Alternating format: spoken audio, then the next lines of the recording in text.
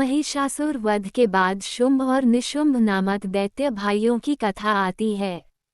इसमें देवी चामुंडा और कात्यायनी के रूप का भी वर्णन है। दुर्गा सप्तशती सप्तम अध्याय। जब महिषासुर का वध हो गया तब शुंभ और निशुंभ ने सुना कि देवताओं ने फिर से अपने अपने पद प्राप्त कर लिए हैं और सब और देवी की ही जय जयकार हो रही है।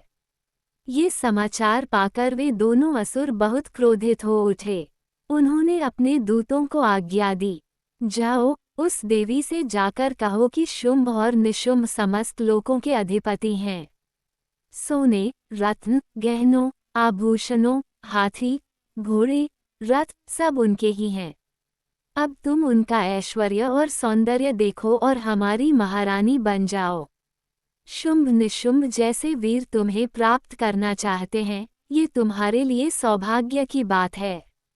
दूत देवी के पास गए और शुंभ निशुंभ का संदेश सुनाया।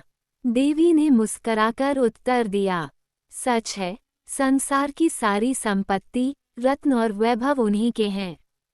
परंतु मैंने प्रण किया है कि जो मुझे युद्ध में जीत लेगा वही मेरा पति होगा। तुम जाकर अपने स्वामी से यही कह दो। ये सुनकर दूत लौटे और शुंभ को सब कुछ बता दिया। ये सुनकर शुंभ और निशुंभ क्रोध से भर उठे। उन्होंने अपने सेनापति चंड और मुंड को आज्ञा दी, तुम अपनी असंख्य सेना लेकर जाओ और उस अभिमानी स्त्री को पकड़कर हमारे पास ले आओ।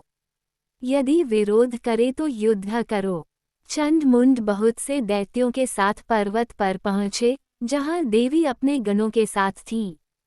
उन्होंने देवी से कहा, हमारे स्वामी ने आदेश दिया है कि तुम तुरंत उनके पास चलो, अन्यथा तुम्हें बलपूर्वक ले जाया जाएगा।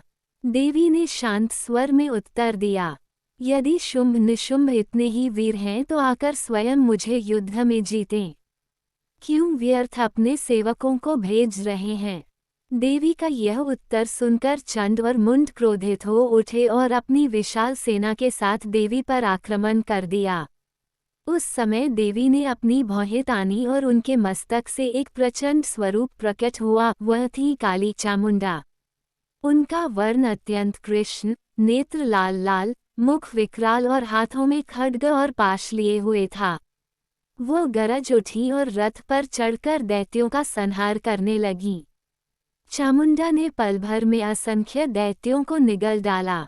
उनके मुख से खून की नदियां बह निकलीं। उन्होंने चंड को तलवार से काट गिराया और मुंड का सिर खड्ग से काटकर देवी के पास ले आई और बोली, देखो देवी, ये चंड का सिर और यह मुंड का। अब मुझे चामुंडा कहकर पुकारा जाएगा।